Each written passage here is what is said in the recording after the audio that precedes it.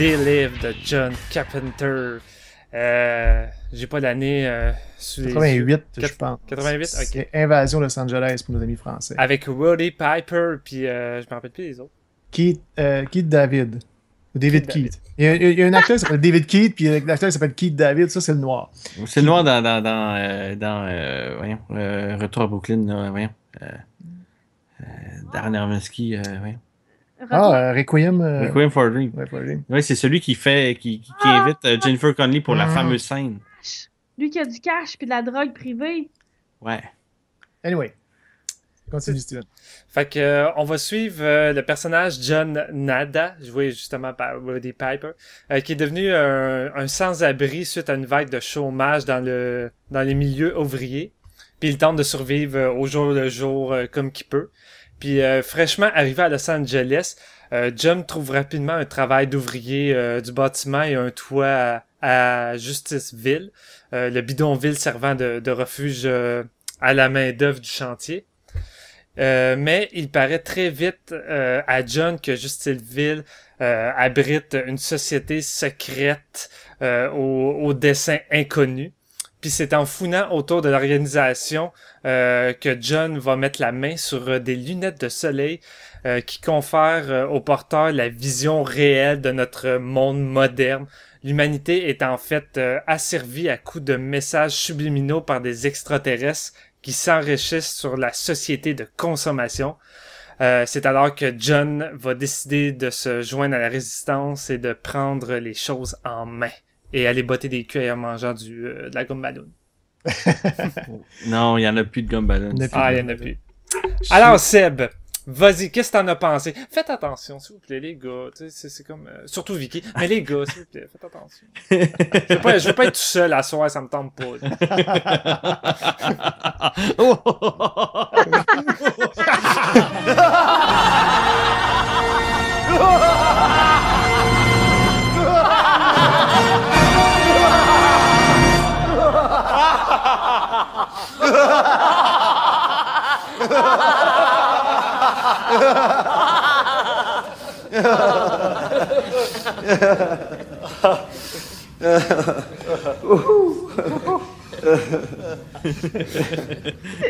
ils font des fake rires, moi je ris pour vrai.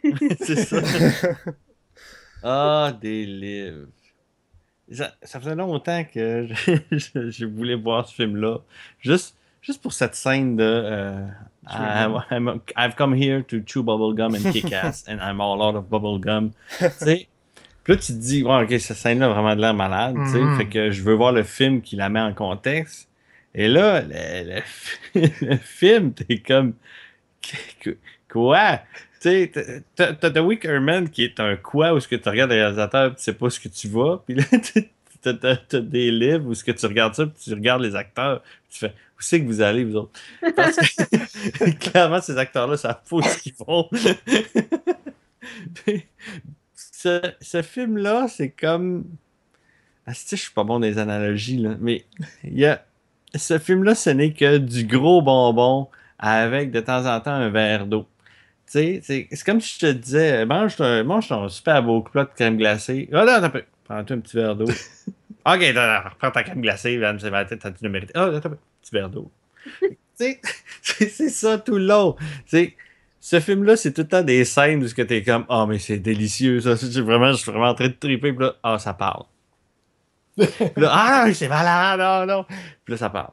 Puis, mais, quel extraterrestre! Ce film-là présente des extraterrestres cachés, mais ce film-là étant un extraterrestre caché, je suis sûr que si tu mets des lunettes de soleil en écoutant des livres, il y a de quoi qui se passe. Tu regardes ce personnage-là comment il s'appelle son personnage? Nada. Je l'ai jamais nommé dans le film. Non, mais tu le regardes, qui est assez quelconque comme personnage, tu sais. Oui, mais c'est l'américain typique, là, comme l'américain typique, c'est ça, tu sais. Il est quelconque, tout ça, puis tu sais, il fouille pour fouiller, puis... Mais dès qu'il trouve ces lunettes-là, là, il devient un joyeux imbécile. Moi, ce film-là, je résumerais ça, hein? Un gars est pas capable de convaincre d'autres personnes à porter des lunettes de soleil. C'est ça. Ce gars-là, c'est je vais essayer de convaincre du monde de porter des lunettes de soleil, puis je suis pas capable.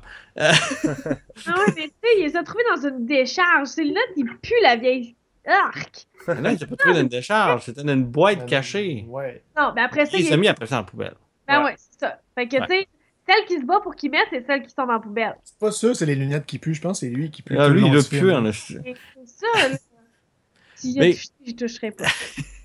Tu sais, dès qu'il met les lunettes, là, puis que là, il se met à voir des extraterrestres, puis les mots cachés, là, la première fois qu'il voit un extraterrestre, qu'est-ce qu'il fait? Il l'insulte. Là, j'étais comme, quoi? Qu'est-ce que tu fais? What? Pourquoi tu fais ça? T'as jamais insulté personne. 5 minutes après, il trouve des guns, puis il se met à tirer dans le top. Là, j'étais comme, mais t'as jamais fait preuve de violence. Jamais avant. T'es qui, toi? Tu sais, ce film-là, c'est... Oui, les lunettes de soleil font de quoi, là? C'est ça, certain. Mais j'ai apprécié ça, là. Ça, c'était du gros bonbon. C'était un gros plat de crème glacée. Tu sais, qui rentrent puis qui se mettent à tirer dans le tas. Puis tu sais, le face, ces extraterrestres est malade. Là. Moi, si j'avais vu ça, petit cul, j'aurais eu la chienne, là. Ouais. Ils font pas peur, là, mais Ils sont creepy. ils sont creepy. Là. Ouais. C'est pas le fun de penser que si tu mets des lunettes de soleil, tu regardes le monde autour, puis tu sais, c'est des extraterrestres. D'ailleurs, pour ceux qui connaissent le Nintendo, le jeu des Simpsons au Nintendo, c'est exactement ça. Là. Bart met des lunettes de soleil, puis il se rend compte qu'il y a des extraterrestres partout autour. C'est très drôle de penser que ça a influencé ce jeu-là. Mais bon, c'est ça, tu sais. Il trouve ses lunettes, il se met à tirer dans le tas. Oups, je me sauve avec une fille random. À moins que j'ai manqué un bout, mais c'est random, là, ce fille-là. Ben, il apprend en otage, en fait. Ouais, c'est ça, Ouais, mais je veux c'est dire, ça, ça oui. sort de nulle part. tu sais. Non. Ouais, ça Puis va. là, il est avec la fille chez elle. Puis là, c'est du blabla que t'es comme, oh, mon Dieu, là, c'est plate. C'est le verre d'eau. Mais pendant son blabla, Mané dit à la fille, mets les lunettes de soleil, tu vas voir que le monde autour, et c'est pas ce que tu penses. Puis là, elle la regarde, elle fait, même si je mettais les lunettes de soleil puis que t'avais pas raison, je dirais que t'as raison juste pour pas que tu sois violent. Mais j'étais comme, ouais, mais veux-tu bien calmer, tu les mettre pareil, tu sais? Lui, il fait juste comme, ah ouais, hein? Non, dis, non, mets-les, tu vas me croire, tu sais. Il fait, j'étais comme, ouais, mais t'es même pas bon pour pas. Elle aurait juste eu à mettre ses lunettes de soleil, puis ça aurait été funny, tu sais. Non, il force pas plus, tu sais. C'est comme, ah ouais, non, ok, mets-les pas d'abord. Puis après, tu sais, bon, il arrive ce qui arrive, il est obligé de se sauver. Et il trouve son autre chum qui fait, toi, t'étais qu'un tueur? T'étais assis dans ça? Puis là, Parce qu'il est non! tout nouvelle, le gars, là. Ouais, c'est ça, il a vu les nouvelles parce qu'il a vu que son chum il avait trucidé du monde. Puis Et Parce son qu'en chum- apparence, en apparence, c'était des vrais gens. c'est ça. Et puis lui, il dit t'es un meurtrier en série, t'es mass murderer, tu sais. Mais là, non, crois-moi, mets ces lunettes-là. Non, je les mettrai pas, tes hosties Sans lunettes. jamais dire pourquoi. Sans jamais lui dire pourquoi. Mais tu vas le dire. Non, je te jure, regarde, c'est des extraterrestres, mets les lunettes, je te jure. Mais, ou peu importe quoi. Mais Il est incapable d'expliquer à Incapable qui que ce d'expliquer. soit pourquoi il faut mettre les lunettes. j'étais comme, mais veux-tu bien le convaincre? Non, ils sont obligés de se battre pendant 10 minutes pour qu'ils mettent les hosties de Ils lunettes. se battent, pour se battre, ils se battent. Là. Mais Ouais, ce qui est vraiment. drôle, c'est que, tu sais, après ça, ça va être c'est la scène du verre d'eau, tu sais, ils vont jaser ensemble, tu sais, mais pendant qu'ils jasent, ils sont vraiment scrap, là, ils sont poqués, ils sont tout funny, là. Fait que moi, tout ce que je faisais, c'est que je les regardais parler, pis j'étais comme, si vous vous êtes magané pour une paire de lunettes. Fait que, tu sais, c'est tout le temps jouissif de même. Ce film-là, c'était tout le temps cabotin, mais de la bonne façon, tu sais, je riais pas du film.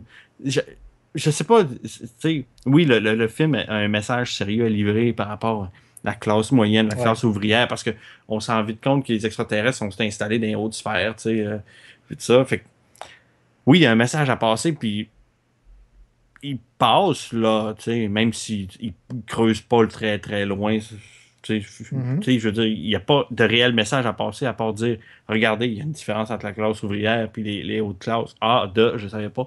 Mais puis vous êtes manipulé par une société de consommation. Ben oui, tu sais. Mais le film offre pas vraiment de réflexion à part nous mettre des trucs d'en face qu'on sait déjà. Fait que, tu sais, oui, le film a un côté sérieux, mais j'espère de tout mon cœur que John Carpenter savait qu'il s'amusait en faisant ça, parce que sinon, je serais déçu. Je me dirais, comment John? Tu peux pas penser que c'était sérieux ce que tu faisais, là. Puis, tu sais, tout jusqu'à la fin, tu sais, de toute façon, en même temps, des catchphrases comme Come Get Some, puis le Bubblegum, tu sais, tu peux pas Ça penser. donne des couleurs. Tu sais, c'est ça, ça donne des couleurs, tu sais. Et ça fait en sorte que tu passes un moment incroyable. J'étais juste ma seule déception à la fin, finalement, c'était de l'avoir écouté tout seul. Tu sais, j'aurais voulu avoir du monde avec moi pour écouter ce film-là, parce que pendant les verres d'eau, on aurait jasé. Puis les autres bouts, on aurait eu du gros fun, là, juste à dire, mais ça n'a pas de bon sens. Tu sais, je l'ai filmé, la scène, parce que puis je l'ai envoyé à Vicky. C'est à toi, Vicky, je te l'ai envoyé? Non, c'est pas à toi. Non, je t'en ai parlé. Je t'ai dit. À un moment donné, ils sont en réunion avec, avec tout le monde qui sont les résistances. Puis là, la résistance font continuer à aller à vos jobs. Restez low profile. Puis t'as les deux, ils ont chacun un gun dans les deux mains. Ils sont comme. C'est comme toi. Vous allez rester low profile. Oui, c'est sûr, vous êtes tellement imbécile. Parce que, en plus, c'est ça, là, le personnage de Nada, là, il est pas brillant. Là. Il n'y a jamais la grosse solution à part rentrer dans le tas, tu sais. Mais c'est pas grave parce que ça fonctionne. il pense pas ben, là. Il fait juste agir. Mais c'est délicieux. C'est délicieux jusqu'à la fin. Puis même avec le semi-punch à la fin de finalement. Puis là, j'étais comme, je m'en doutais. Je le voyais dans ses yeux. Parce qu'on sentait qu'avec des yeux de même. Ouais. De toute façon, c'est tous ceux qui ont vu Master of the Universe. C'est vrai. Ouais, fait que là, t'as pas le choix d'avoir une influence à cause de ça. Ouais. Mais, non, regarde, ça a été du gros plaisir. Mais je sais pas si c'était voulu ou pas, mais sérieusement, quel film incroyable. Des livres, des laughs, des tout. Ouais. Aïe. Moi, je partage plus ou moins ton enthousiasme. Je vais y aller en premier, je vais y aller en deuxième. J'ai vu les moments le fun, mais ils m'ont pas tant amusé que ça. Moi, je trouvais que c'était extrêmement maladroit de John Carpenter. J'ai été obligé de peser sur pause. J'ai été obligé de peser sur pause pour rire. Ah ouais? Ouais. Puis de faire des rewinds. Je sais pas. C'est parce que je trouvais le personnage con, je sais pas. Et ça me frustrait, moi, le fait qu'il était pas capable de dire pantoute à quelqu'un. T'es pas capable de dire aux gens qu'est-ce qui se passait. Ça me frustrait. Ouvre-toi la gueule, parle, dis quelque chose. Ben oui, ouvre-toi la gueule, c'est quoi? Mets les lunettes, puis tu vas voir des extraterrestres partout. Je pense que le monde aurait encore moins mis les lunettes, là. Je sais pas, tu sais. Je sais pas, mais c'est pas qu'il est pas capable de convaincre. À la limite, c'est peut-être même pas ça. C'est le fait que le monde sont tellement résistants à juste mettre une paire de lunettes. T'sais. Le combat de 5 minutes dans Revenge. Tu sais, ça serait quoi de dire, regarde, je vais y mettre tes hosties de lunettes, là. T'sais. Pourquoi tu veux te battre à mort pour pas mettre une paire de lunettes? Pourquoi c'est si important que ça que je les mettrai pas, tes crises de lunettes? Je fais semblant de les écraser, tu les ramasses. Non, paf, un coup de genou d'en face! Hey, le coup de genou d'en face! Puis les coups d'un gosse, puis tout. Ouais. Mais ça fait un peu... oui, il y a un petit côté dans le film qui faisait penser... Il y avait un aspect homo-érotique un peu. Parce que la première fois que les deux gars se voient, le noir, il remarque quand lui, il n'y a pas de chemise sur le dos, il est en chest, puis il est tout musclé en train de travailler. Puis il s'approche de lui un moment donné, puis il dit, t'as-tu une place pour aller habiter? Puis le premier geste que Nada il fait, c'est s'arranger les cheveux. Il se passe la main dans les cheveux, puis non, j'ai pas de... Ça fait penser, tu sais, les femmes qui replacent leur couette, là, tu sais, quand elles sont... Mon Dieu, ils s'en vont au YMCA tous les deux, là. Oui, puis ils vont dans une chambre, puis encore là, il enlève, je pense, sa chemise ou je sais pas trop quoi, il change, tu sais, puis c'est super... Il y a quelque chose là. Puis quand justement, il se donne les coups de genoux d'un gosse, ils sont tous les deux un par-dessus l'autre en position du missionnaire, tu sais, puis ça fait vraiment ça. Non, mais tu sais, j'ai trouvé ça vraiment ridicule. J'aime le message, j'aime les messages qu'on voit sur les panneaux, tout ça, obéis, puis reproduis-toi, puis puis marie-toi, tout ça. Mais c'est pas subtil, c'est vraiment pas, c'est super c'est à la surface, c'est critique sociale pour les nuls un peu, tu sais, en tout cas, je vais pas insulter personne, mais pour moi, je trouvais que c'était vraiment trop... c'est ça, c'était un gros film d'action nono avec un message de société, mais qui était en gros feutre, là, tu sais, puis vraiment pas subtil. En noir sur blanc. En noir sur blanc, c'est ça. C'est exactement comme les panneaux, là. Voilà. Qu'est-ce que je pourrais dire? Tu sais, j'ai trouvé ça le fun, le complexe. Tu sais, on voit où ce qu'ils travaillent, tout ça, puis tu vois la place où ce qu'ils s'en vont d'une planète à l'autre, ils voyagent d'une planète à l'autre. J'ai trouvé ça le fun, des trucs comme ça. Tu sais, sinon, tu sais, comme je dis, je l'ai vu le fun, puis j'en ai eu un petit peu, mais pas autant que je pensais ou que j'aurais voulu en avoir ou que la plupart des gens n'ont. Moi, je comparais ça un peu le côté invasion, je comparais ça à la mini-série V de 1984, que je trouvais qu'il est 100 fois mieux faite. Là, moi, j'étais un gros fan de ça. Puis je trouve que le message est plus fun, puis la manière que c'est amené l'invasion, puis la résistance, tout ça, c'est beaucoup plus fun dans V. Là-dedans, c'est ça, je trouvais ça un peu gnochon, un peu nono, là, tu sais. J'ai pas grand-chose à dire, tu sais, j'ai pas eu tant de fun que ça. Je vais vous laisser continuer, Steven puis Vicky, puis peut-être que je rajouterai d'autres affaires au travers de tout ça, là. Mais j'essaie de penser un peu à qu'est-ce que j'ai aimé, là, mais j'arrive pas trop à en trouver. Il pleure. Là. Ouais, je pense que Steven il pleure. C'est Steven de défendre son film. D'accord. Défendre. Elle est bonne. Allez, t'as chier, code! Mais non, c'est pas... C'est tout dirigé à moi, ça. Écoute, John Carpenter s'est juste fait plaisir avec des livres. C'est comme son film d'action cheesy des années 80 qu'il a fait. Qui a fait vraiment avec plaisir, mais qui avait un message dedans en même temps. Tu sais, John Carpenter, c'est rare qu'il n'y a pas de quoi à dire normalement avec ses films. C'est un réalisateur intelligent, c'est un gars qui sait ce qu'il fait tout le temps. C'est pas comme tu disais, Seb, il faisait pas ça en se disant admettons, la scène de Bubblegum, tout ça, tu peux pas dire à prendre ça au premier degré, tu sais, c'est là pour avoir du fun, c'est une grosse série B, puis ça reste ça va pas plus loin que ça. Justement, c'est apprendre au premier degré, c'est juste ça, il n'y a pas d'autre degré à part. Je rentre, je dis une phrase, puis je dis bon. Si je peux rajouter, au début, tout à l'heure, tu as dit quand toi, tu pensais que cette scène-là, ça serait épique, puis tout, puis moi, je l'ai trouvé super décevante. Tu vois, il arrive dans une banque, puis il dit ça, tu sais. Moi, je pensais que ce serait une réplique qui arriverait genre vers la fin du film, dire ça au Big Boss ou à une gang d'aliens, puis tout, puis c'est juste du monde dans une banque. 5 minutes après avoir réalisé. C'est juste ça, la réplique. Sincèrement, j'étais vraiment déçu. Là, moi, ce qui m'a fait rire, c'est que, tu sais, en plus, il fait sa catchphrase, cette réplique-là, mais il a jamais fait de catchphrase. Il a jamais dit quelque chose d'aussi punché que ça depuis le début du film. Et là, tout d'un coup, ce gars-là s'est rendu Arnold qui dit des répliques cool au 5 minutes.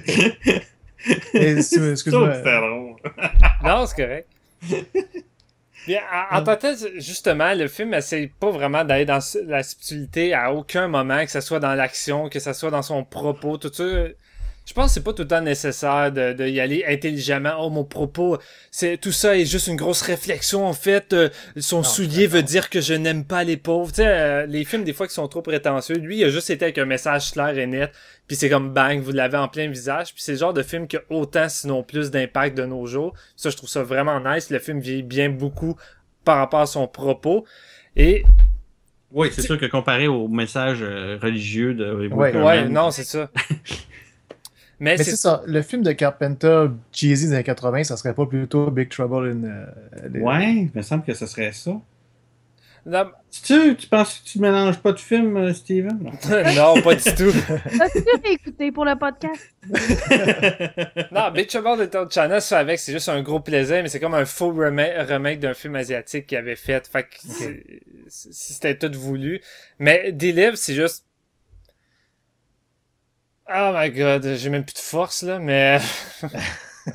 Ah ouais, c'est ton réalisateur préféré, défends-le. Tu sais, juste pour te montrer dans quel état d'esprit était John Carpenter quand il a fait ce film-là, là, quand c'est arrivé la scène de fight, il l'a tourné au complet, c'est Roddy Piper qui est arrivé avec l'autre, ils ont commencé à se battre, par moments c'est des vrais coups, ils se sont vraiment blessés, tu sais, ça paraît de toute manière. Puis la scène, elle dure comme ça 8 minutes, là. Puis John Carpenter, tu sais, il y en a même, je pense, qui avait dit à John Carpenter, là, son montage, je sais plus trop, il est comme, hey, la scène est vraiment, qu'est-ce que tu veux, je coupe? John Carpenter, il a comme fait, fuck it, tu gardes tout.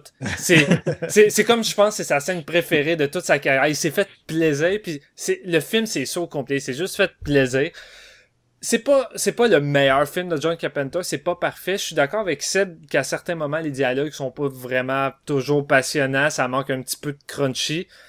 Ça nuit un peu au film. Tu sais, comme exemple, je ferai un top 5 des meilleurs films de John Carpenter. Je mettrais pas forcément des livres, mais je respecte énormément des livres pour qu'est-ce que c'est sur la forme et le fond. Ce que John Carpenter a voulu faire avec ce film-là, ben il l'a fait de A à Z, il s'est donné à fond, puis il s'en foutait de qu'est-ce que le monde aurait pu penser. Autant sur le côté cheesy de Roddy Piper, un catcher. Tu sais, déjà faire un film avec un lutteur, on s'entend-tu que c'est difficile à prendre au sérieux? Puis, il y a Sakumongo, je pense, qui a décrit un peu qui a fait une réflexion intéressante sur Roddy Piper qui représente Chris Okami qui a fait une réflexion. On le lit tout de suite ou qu'on le lise plus tard? Bon, on va le lire plus tard, mais c'est juste pour dire que je trouve qu'il a fait une réflexion qui décrit quand même assez bien le personnage. Puis je comprends un peu d'où c'est que ça s'en va, puis je trouve que c'était bien dit. Mais sinon, tu sais, à part tous ces détails-là, on se retrouve pareil avec une mise en scène maîtrisée parfaitement par Carpenter qui arrive à incruster une bonne atmosphère de paranoïa. Au début, je trouve ça cool. Le personnage, tu sais, qui est là dans le petit campement, la TV, il y a des ondes bizarres. Tu sais, même nous autres, on n'est pas trop certains. Je trouve ça vraiment cool. Ça, j'ai vraiment beaucoup aimé ça. La passe de la petite église aussi avec les résistants. Tout ça, j'ai aimé ça. Tu sais, sa petite enquête là, qui rentre là-dedans, il va checker qu'est-ce qu'ils font. Tu sais, ça m'intriguait. Petite enquête, de façon. Mais tu sais, en même temps... C'est subtil comme un tirou. Mais tu sais, moi, la réflexion que je me faisais à ce moment-là, c'est je voudrais suivre ces gens-là, puis savoir où est-ce qu'ils se sauvent, tout ça, puis pas suivre lui. Ouais, c'est ça. Tu voudrais qu'il soit avec eux autres tout le long. Ouais, je voulais être avec Gilbert, puis la gang, tu sais, puis pas... Ouais, c'est juste ça. Puis encore une fois, la soundtrack de Carpenter rajoute aussi à l'atmosphère, sa musique. Non, moi j'ai pas aimé ça. J'ai pas aimé sa musique, je la trouvais plate. Je sais pas, j'adore le thème. C'est juste 2-3 notes, là, puis en tout cas, ça m'énervait. Je sais pas, ben ça faisait très thème western dès le départ, moi j'aimais beaucoup, là, puis à un moment donné, t'as vraiment l'impression que ça vire en ça, tu sais, Roddy Piper avec son shotgun, puis son truc, puis qui tire tout le monde comme dans un western, en tout cas, il y a vraiment un côté très western de présent là-dedans qui me plaît. Ouais, tu as parlé un petit peu de l'aspect visuel, je pense, de l'organisation. J'ai aimé l'aspect visuel quand les gens de la résistance se font envahir par la police. Dans la ruelle, la non, police... dans leur repère, là, justement après la passe des gros guns qui ont derrière ça. Quand ils se font attaquer, puis tout devient rouge, puis en tout cas, c'est super beau l'éclairage, tout ça. Ben justement, dans l'église, au début, quand ils se font envahir par les SWAT, t'as une scène dans une ruelle, puis tu vois à peine le visage des policiers, puis c'est quasiment comme fantomatique, il donne déjà un aspect très, très, très inquiétant par rapport à qu'est-ce qu'il y a. Il y a une scène dans cette ruelle-là qui m'a fait penser à un autre de ses films de In the Mouth of Madness, quand il voit les gars de la résistance se faire battre par les policiers dans la ruelle. Il y avait de quoi avec la... Ouais. À un moment donné, quand dans In the Mouth of Madness, il lit un livre, il voit ce même genre de scène-là. Qui était plus efficace dans Mouth of Madness, évidemment. Ce film-là est probablement le top 1 de Carpenter, à mon avis. Mais c'est ça, non, il y avait de quoi, là. Tu voyais qu'il était dans ses pas ses pantoufles, mais dans son quoi mon top 1 de Carpenter? Je penserais Assault on Precinct 13, je pense, personnellement. Justement, ça me rappelait un peu ça, le bout de la ruelle, puis l'évasion en tant que telle. La manière qu'il filme la menace qui s'en vient, comme les bandits d'assaut, je trouvais que ça faisait fantomatique, puis j'aimais beaucoup ça. Mais il s'endort, là. Ouais, ben, je vais te laisser bientôt la place, Vicky. Je veux pas m'éterniser, ça va rien me donner en tant que tel. Là, je veux dire. Non, regarde, vas-y, Vicky. Au pire, je vais dire des affaires s'il y a d'autres choses. Oui, ben oui, tu me couperas, ça me dérange pas du tout. En fait, parce que je suis vraiment contente. J'avais vraiment peur de devoir me débattre encore une fois sur l'importance d'écouter un film à son époque. J'avais vraiment peur que quelqu'un me sorte « Oui, mais Vicky, il faut l'écouter comme les gens des années 80. » Et là, j'avais trouvé des citations même de Noam Chomsky sur l'économie des années 80. Parce que, pour vrai, là, ça me gossait, genre, ce discours au premier degré, secondaire. En secondaire 4, on nous oblige à écrire une nouvelle. C'est en secondaire 3. On nous oblige à écrire une nouvelle. Tu sais, c'est en français écrit, c'est la nouvelle littéraire. Puis, mais sérieux, je pense que le 3/4 des nouvelles littéraires de ma classe, c'était ça. La maudite société de consommation qui nous emprisonne. C'est vraiment ça. C'est vraiment facile comme discours. C'est boboche, c'est premier degré, c'est surligné, c'est gras, c'est facile. Regarde, j'ai écrit un texte en rouge qui décrit à tous les points comment c'est facile, ce discours-là, qu'il n'y a pas de recherche, il n'y a pas de profondeur. Il n'y a pas de solution. Il n'y a pas de solution non plus. Tu sais, pour vrai, il n'y a pas d'épaisseur au film, là. C'est what you see is what you get. Mais c'est ça, comme tu dis, il n'y a pas de solution. Tu peux critiquer quelque chose, mais maintenant, apporte quelque chose à... Exactement. Ouais. Puis surtout que sa critique, c'est... Et là, encore une fois, vous allez peut-être dire, je vais trop loin, mais je suis comme ça. Sa critique, c'est... On est contrôlé par des aliens. Si on est autant à l'argent, c'est parce que les aliens nous contrôlent. Sauf qu'il y a tout quoi de plus contrôlant que l'argent. Sérieux, des riches, là, c'est pas libre. Tu sais, c'est fou penser, et c'est faux, penser que les gens qu'on voit comme étant les aliens là-dedans sont plus libres et sont plus heureux, entre gros guillemets, je sais pas comment le dire, que pas les ouvriers, parce que c'est sûr que les ouvriers sont vraiment vus comme un petit peuple. Mais tu sais, je veux dire, c'est comme si les riches, là, la vieille madame, là, au collier de perles puis au gros manteau, qui est toute vieille, toute rabougrie, qui a l'air d'avoir de la misère à marcher, tu viendras pas me faire à croire qu'elle est plus heureuse puis plus libre. Tu sais, je veux dire, je trouve pas que les aliens ont une belle couverture. Ils ont pas trouvé une belle façon de venir envahir la Terre pour être bien, parce que, tu sais, ils disent vraiment qu'on est pas une colonie, c'est quoi le mot qu'ils utilisent? C'est pas colonie. Un third world. Ouais, on est un troisième Comme monde. un tiers-monde. Un tiers-monde. c'est ça, le tiers-monde, c'est ça. Fait que, tu sais, j'ai pas l'impression qu'on est leur tiers-monde parce qu'ils sont malades. Tu sais, je veux dire, c'est des vieux, c'est des malades, c'est des gens attachés à leur argent. Puis en plus, le plus gros paradoxe du film, c'est quand on voit l'argent puis c'est écrit God, this is your God. Ouais, Tu sais, ouais. l'argent, donc on s'entend-tu que qui est plus à l'argent, c'est pas les riches. Je veux dire, tout de suite après This is your God, t'as une vieille madame avec deux ben pas une vieille, mais tu sais, t'as une madame avec deux servantes qui l'aident à transporter ses bagages. Tu sais, je veux dire, qui est plus à l'argent, la madame qui fait transporter ses bagages ou ceux qui transportent les bagages? Je trouve qu'il y a quand même une réflexion à avoir. Il y a quand même beaucoup de gens qui n'ont pas d'argent, qui vont s'acheter à toutes les semaines des billets de loto en espérant gagner de l'argent, puis qui vont dépenser énormément là-dedans. Là, tu sais. Oui, c'est ça. C'est là mon point, c'est que ceci étant dit, je pense pas que ce film-là veut qu'on porte une réflexion. Je pense pas que ce film... La réflexion que j'ai là, je pense pas qu'elle est nécessaire au film. Et c'est plus une thématique. C'est ça. C'est pourquoi quand on l'extrait, on peut avoir vraiment beaucoup de plaisir. Quand on fait, OK, tu sais là, flip the table, là, OK, fuck it. Je laisse faire, j'abdique. Je pense que c'est une distraction parce que c'est un film de gars avec des gros bras et des gros guns contre des extraterrestres. Mais je pense que le message social est une distraction, puis moi, ça m'a dérangé. Parce que j'avais l'impression qu'il voulait être plus sérieux, puis à la fin, il est pas plus sérieux, puis c'est ça. Ça me déçoit. Flip the table. Tu sais, fuck it. OK, donne-moi ce que tu veux me dire, là, je vais le prendre parce que je comprends que il y aura pas de plus. Tu sais, quand j'ai commencé à réfléchir, j'ai fait, OK, tu me donneras pas les réponses, ça sert à rien, là. Ça sert vraiment à rien. Non, c'est ça. Mais tu te rends compte que le film va vous pas aller là-dedans. Non, c'est ça, parce que c'est plein de paradoxes irrésolus. Je veux dire, OK, ça sert à nous contrôler, mais qui l'achète, le journal? Ben, c'est un extraterrestre. Ouais. Puis ça reste que son dernier plan de son film, excusez, mais c'est quoi son dernier plan du film? Si c'est pas une fille tout nue qui baise avec un gars qui se rend compte que c'est un extraterrestre. Ouais. Comment finir son film sur... Il n'y avait pas de message. C'est comme... c'est vide. Pour ceux qui écoutent The Recommend, ils sont comme il y a full de totons, va-tu en avoir aussi dans des livres? Ben oui, à 6 minutes 30 secondes, il y a des totons. Ah ouais? C'est ceux de l'acteur principal qui pèle. C'est ça. Non, sinon t'es là, le dernier plan. Ouais, c'est ça. Mais tu sais, t'en as quand même à 6 minutes 30, hein? Mm-hmm. Ouais, c'est ça. Fait que pour vrai, ce film-là, si tu veux vraiment t'abandonner, il est génial. Mais faut vraiment pas que tu le regardes avec comme j'ai fait, là, avec un pad puis un crayon puis on prend des notes. Non, mais le film essaye pas d'être full intelligent ou d'avoir 10 millions de réflexions. Ça l'essaye surtout d'être juste un gros fun. Puis on dirait que dans la gang, c'est juste Seb qui a saisi qu'est-ce que c'était en même temps. En train de dire que je l'ai saisi. Ah oui, elle vient de te le dire. Non, c'est pas ça. Non, ouais, mais je te visais pas, Vicky. C'est pas ça. C'est juste pas GF. Je sais, j'ai brisé le cœur à Steven. Parce que je suggère une lecture du film, finalement. Parce que je dis, si tu lis... Parce que, tu sais, le film, là, au début, on dirait un vidéodrome un peu. Tu sais, ça rentre lentement dans le sujet du contrôle des masses.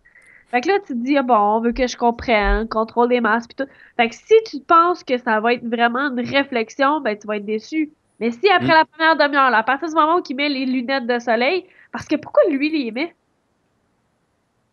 Ok, on le sait pas. Ben, à un moment donné, il aimait juste par hasard pour X raisons. Il trouve une boîte pleine de lunettes de soleil, puis il en met une paire, parce qu'il est pauvre. C'est vraiment ça. Puis, tu sais, si tu te décroches, puis tu fais « OK, I'm gonna have some fun », tu peux vraiment avoir du plaisir. Mais si tu le regardes en se disant « Hey, il y a un discours, je vais voir c'est quoi le discours », non. je viens d'avoir une pensée. Je dis, si ça avait été un roman, je me demande si on aurait eu les pensées du personnage ou ça aurait été juste des espaces vides ou je sais pas pourquoi. Il voit les lunettes dans la boîte puis Tes lunettes. des lunettes. Essayez. Il fait soleil dehors. Je me suis demandé aussi pourquoi le film avait pas plus ressorti à toute la période Occupy puis 2012.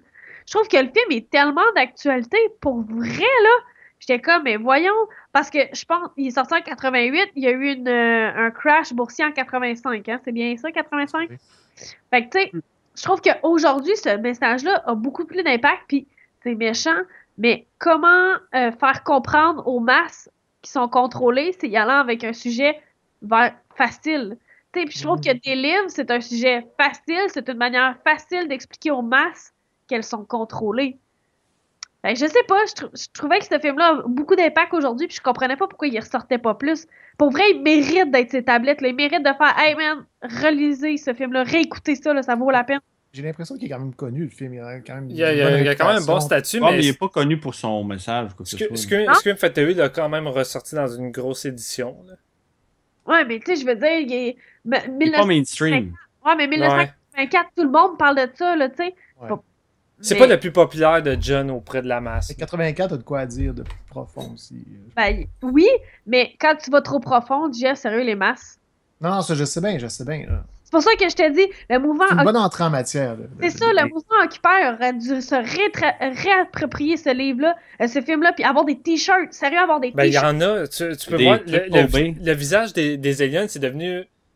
C'est devenu, comment on dit ça, un peu comme c'est devenu iconique. Tu le retrouves. À chaque fois qu'il y a des jokes sur la politique, des trucs, t'as un visage d'alien, t'as eu des chandails partout. Veux pas, le film a pareil eu un gros impact là-dessus, puis tu vas juste sur Google, puis tu vas marquer des taglines, quelque chose qui pourrait avoir un lien par OBI, puis ces choses-là. T'as tout le temps des trucs de cette scène-là. Je n'ai même vu un ou deux récemment par rapport à Trump, qui avait cette face-là, puis oui, c'est vrai. Ouais, j'avais vu un t-shirt de Trump. Tu le vois vraiment partout. Je crois pareil que le film, son message, il a quand même passé assez bien auprès de tout le monde. Puis... Encore là, moi, je l'avais pas vu le film. Fait que c'est sûr que j'ai pas été. J'ai pas fait le lien. Mais pour moi, le lien, ça serait le même au même niveau que les reptiliens, puis l'autre, là, les triangles, là, les. C'est quoi, là, l'affaire que tous les rappeurs sont dedans, là? Les Illuminati, là, non? Ouais, les Illuminati. Les Illuminati puis les reptiliens, tu sais, deux sociétés secrètes qui contrôleraient le monde. Mais je trouvais que c'était du même titre, les aliens. Mais je trouve qu'avec ce film-là, il y avait un message simple, efficace, rapide.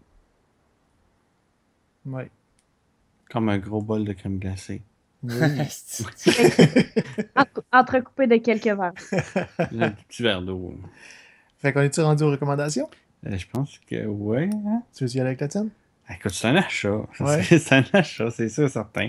Je vais vouloir réécouter ça. Je vais vouloir. J'ai tout le temps ma banque de films que quand on se fait des soirées de chum, qu'on fait comme bon, quel film cave qu'on écoute. C'est ça, certain qu'à un moment donné, je vais dire ok, là, il faut qu'on écoute des livres, là, on va rire en esti. Non, c'est vraiment le fun. Ben, moi, dans mon cas, si je t'ai invité par toi pour l'écouter, je vais le réécouter, mais je ne l'achèterai pas. Mais moi, tu sais, c'est pas que je le recommande pas, je sais que les gens vont l'aimer. Moi, j'ai des goûts bizarres, j'ai aimé la soundtrack de Wicker Man, fait que je suis pas fiable. Fiez-vous pas sur mes goûts. Fait que, mais moi, je l'achèterai pas. Steven, c'est toi le prochain? Non, c'est Vicky. Ah ouais, ok. Ben, moi, en tout cas, il figure sur mes tablettes pour les soirées anarchie. Et tu dis, toi, c'est ça, certain. Anarchie! Et Steven? Ben, gars, moi, c'est un collector edition. Parce que l'édition de Scream Factory, la pochette est badass, les suppléments sont cool, puis le transfert est vraiment nice. Mais aussi parce que tous les films de Carpenter pratiquement méritent d'être achetés en bleu, en collector edition, à part un. Il y a juste un film dans toute sa filmographie que je déteste et que je n'aime pas. Pour moi, c'est un réalisateur qui a quasiment une filmographie sans faille. Fait que...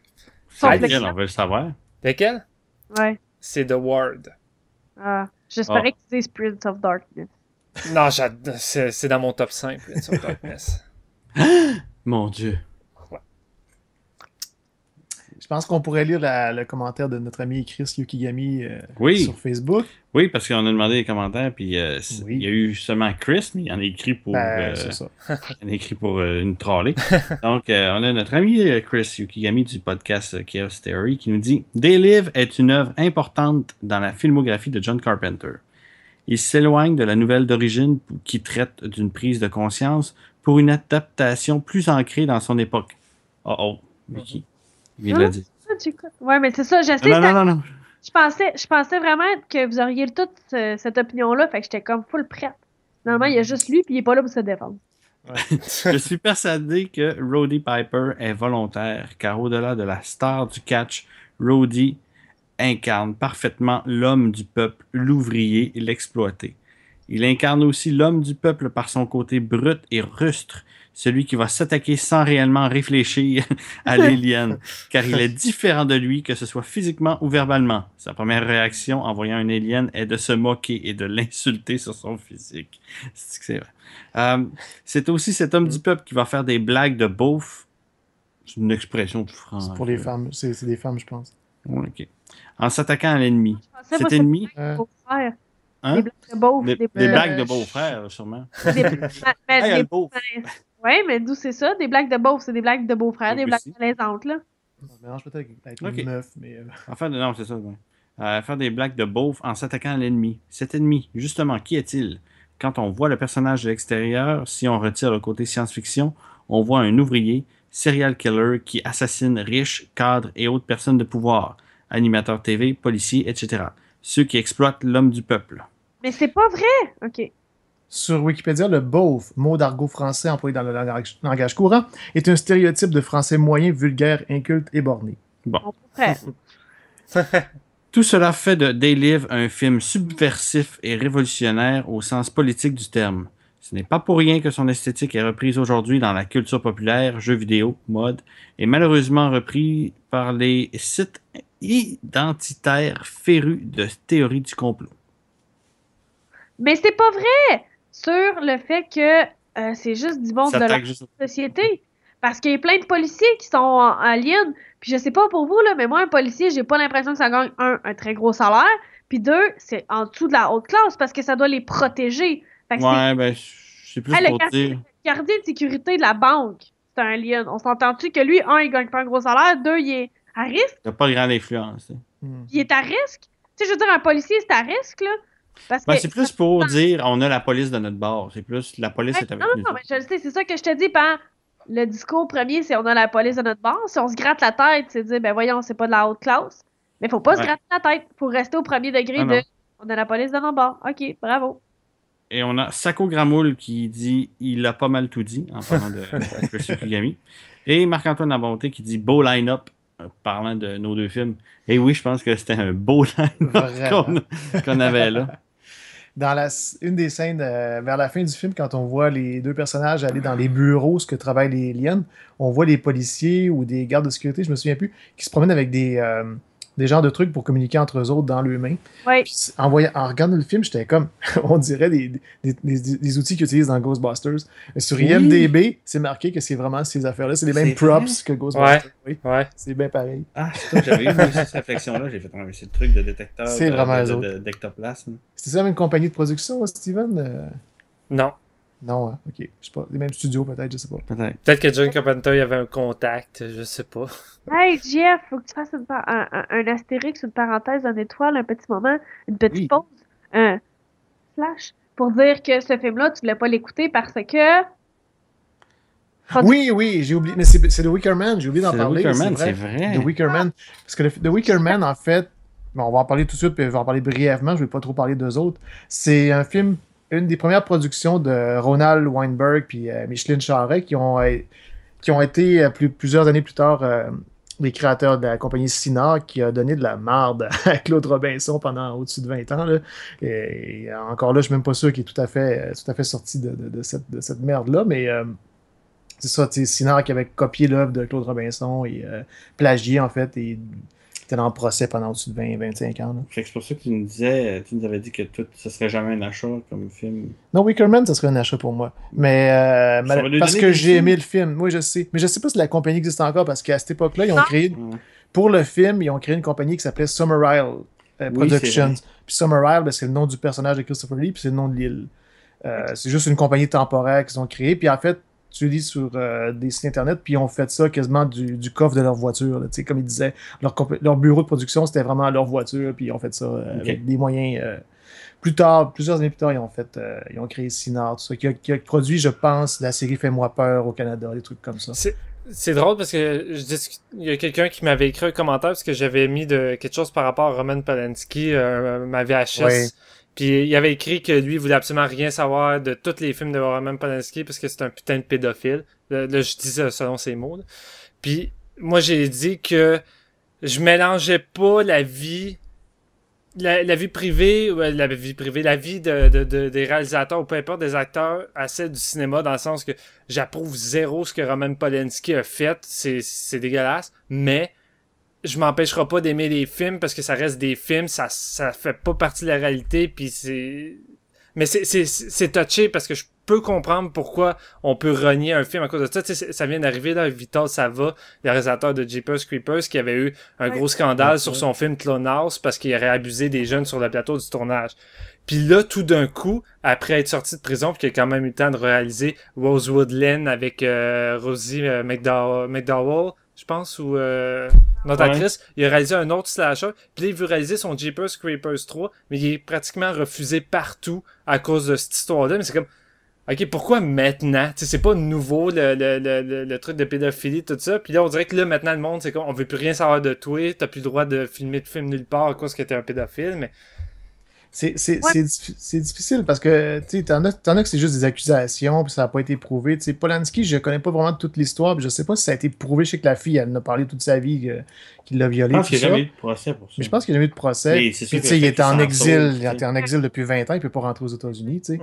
Mais je pense pas que ça a été prouvé, mais en même temps, s'il rentre pas aux États, puis s'il a peur de se faire arrêter, c'est peut-être parce qu'il s'en capable aussi. Je trouve qu'il y a quand même une différence entre écouter une œuvre post-mortem, sans que la personne soit morte, je veux dire, par après les faits, et que de laisser quelqu'un tourner. Je suis désolée, mais non. Tu sais, je veux dire, tu as un enfant, tu laisserais-tu tourner quelqu'un avec des enfants qui a été accusé de pédophilie? Puis dans son Jeepers 3, il y avait un enfant.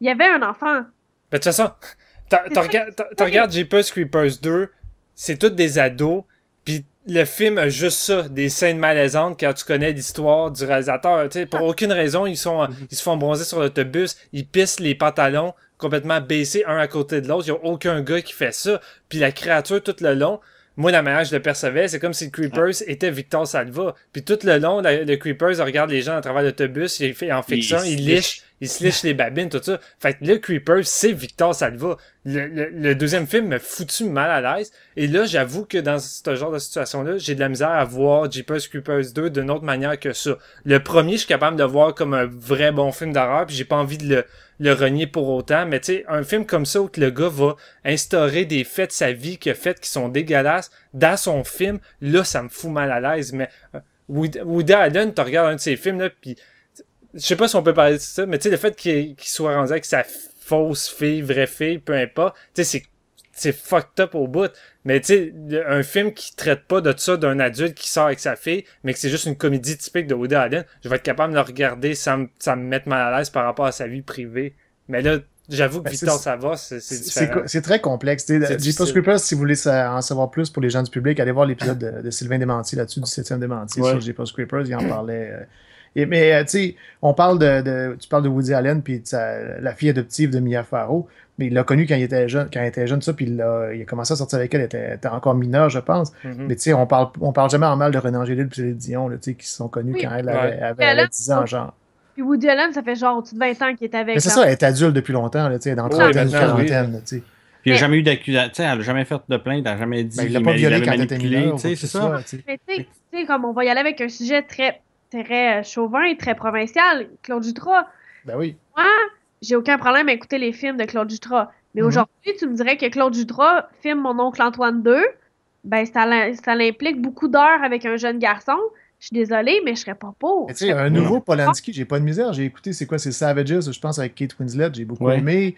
J'ai vu The Pianist, mais c'est arrivé longtemps après. Je veux dire, ces événements datent des débuts des années 70, puis il a fait toute sa carrière quasiment après. Tu sais, je veux dire, il a fait beaucoup avant aussi, mais. Il n'y a jamais un film qui a ce sujet-là. Même The Tenant a été fait après les événements, si je me trompe pas. Tu sais, puis on a parlé de Tenant dans Horror Gamer. Tu sais, c'est vraiment touché. Tu sais, oui.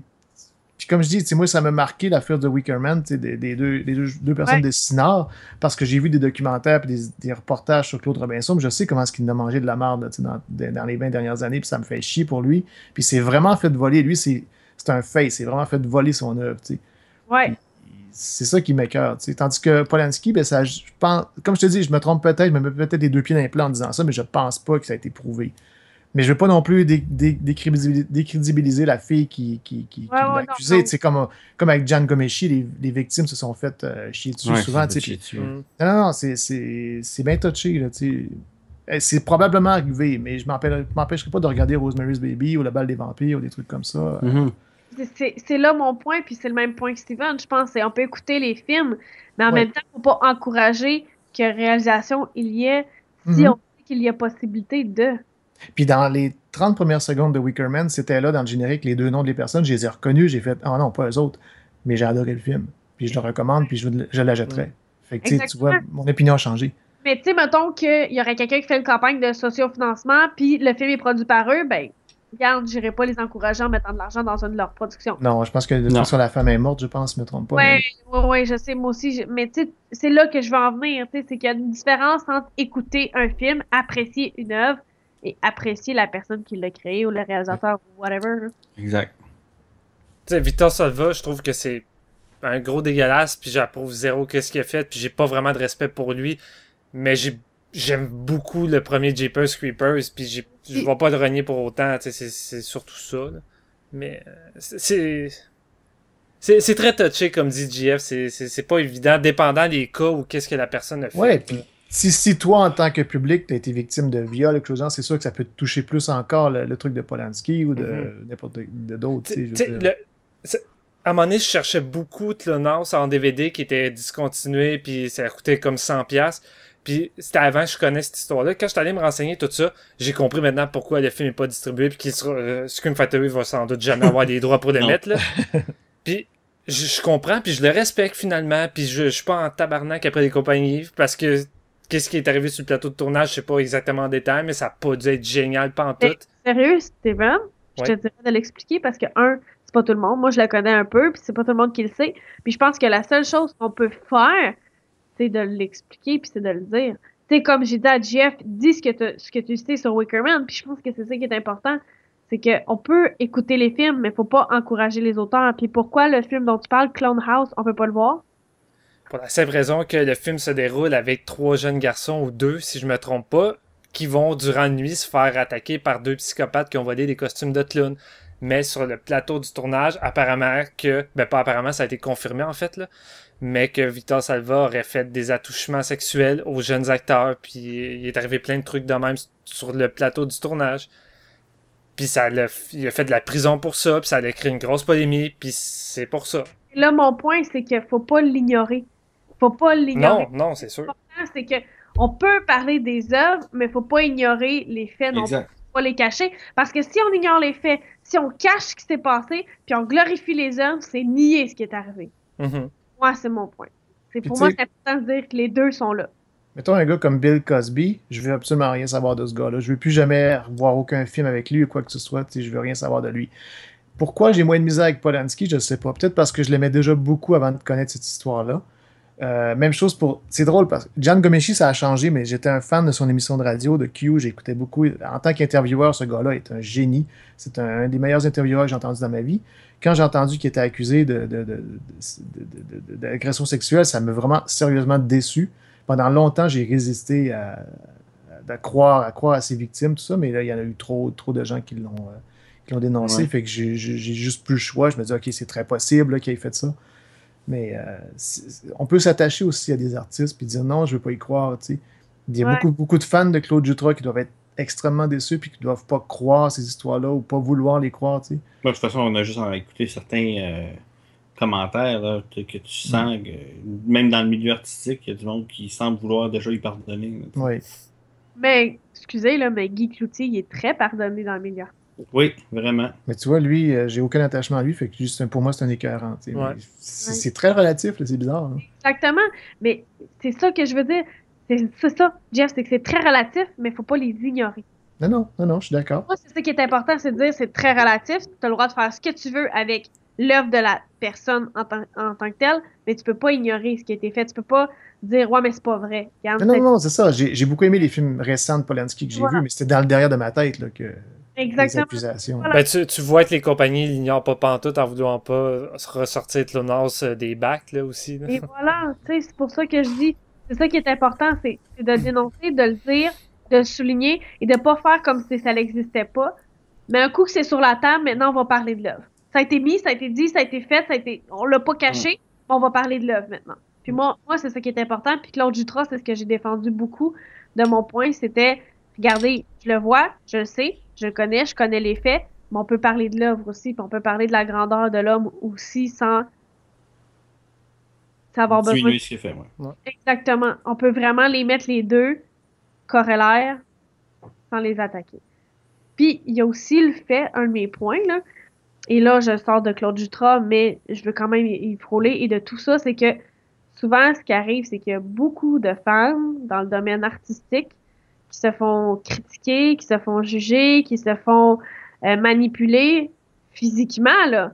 Tu sais, là, tu sais, vraiment, tu peux être en audition puis te faire pogner les seins en disant faudrait que tu te fasses faire ça, ou tu te fais pogner, tu sais, tu te fais toucher, puis ça, c'est normal. Puis moi, c'est un de mes points, c'est que faut en parler parce que à un moment donné, c'est pas normal se faire autant critiquer physiquement que se faire toucher puis se faire, tu sais, ça n'a pas de bon sens, puis ça, pour moi, c'est important, tu sais. Le nombre de fois que tu peux dire « Ah, là, elle a obtenu son rôle parce qu'elle a sucé le réalisateur », ben, peut-être pas drôle, ta joke, là. C'est comme... Puis si c'est un gars vers un gars, tu le dirais pas, fait que... Ouais. Bref. Pour revenir une note joyeuse de des livres, numéro 1, 10 minutes de fête avec Roddy Piper, c'est trop awesome, allez voir ça. Puis 2, c'est l'instant gagnant à V en ce moment. Puis j'ai l'impression que la fille, c'est un extraterrestre, puis elle est comme, appelez, téléphonez. Oh ben. Qui t'a appelé à l'instant gagnant, levez la main. Qui a déjà appelé? Ouais. À un moment donné, j'avais la fucking réponse. Hey, on a tous levé la main! Ok, celui qui a dépensé le plus à l'instant gagnant. Ah, c'est ça, c'est toi qui dépenses tout le temps trop. Ah ouais? J'avais vraiment la réponse, c'était trop bébé, là. Puis t'es comme, mais non, la réponse c'est facile, téléphoner. J'étais, qu'est-ce que tu penses que je fais? Ça fait 28$ que je dépense pour toi. Eh, mais non. Puis c'était pour un total de 200$.